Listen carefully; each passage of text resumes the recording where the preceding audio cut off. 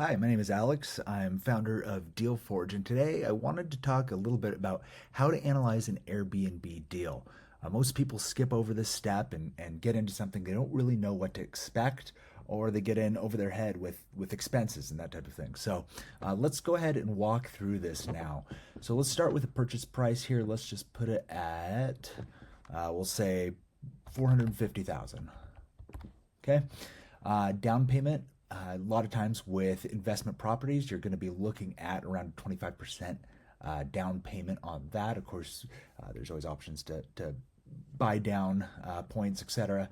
Um, the interest rate, unfortunately, that's kind of around where we are right now. You can adjust to whenever you're watching this to see. Nightly rate, now this varies obviously a ton from where you're located, the type of house, rooms, all that type of thing. So for me, it's around 250,000 for, or 250 a night for two-bedroom Airbnb here. So occupancy, again, this is going to vary a lot for you. Occupancy, depending on where you are. For me, I'm somewhere seasonal. So I'm actually around, I think 167 for one of my Airbnbs last year. So I'm around 50%, even slightly less. So that changes the look of it a lot. Cleaning fee, sure, that's about average stay, 3 nights. That's probably about right. The monthly expenses, insurance, supplies, etc. I would say probably around that, maybe even a little less depending on what you do.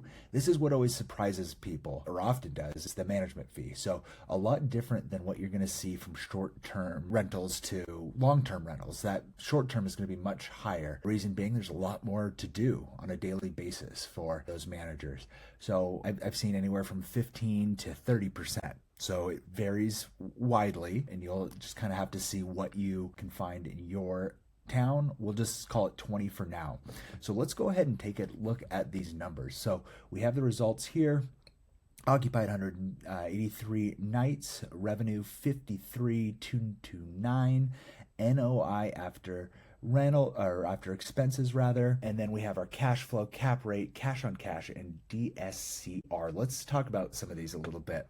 So cap rate, we'll start there.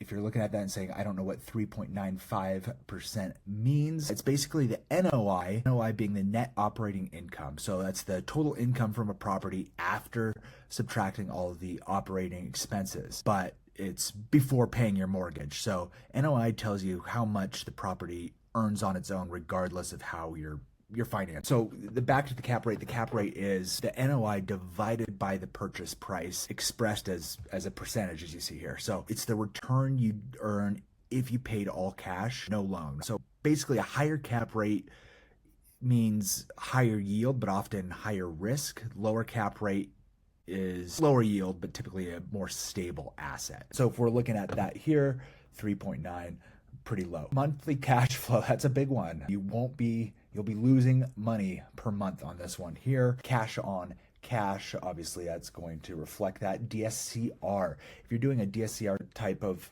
situation here, loan, your lender will often look at something and see if it's good. 1.2 to 1.5 is sort of that sweet spot. A lot of lenders require 1.25, and on the lower end, 1.2 is generally okay. It kind of depends on your assets and your income that they'll take into account as well. So we're looking at it here. This does not work. You may be looking at it and thinking that works. This is something where you're going to be losing money. Now, if you're not in a seasonal location, say you're year-round tourism, maybe we're back up to 75%.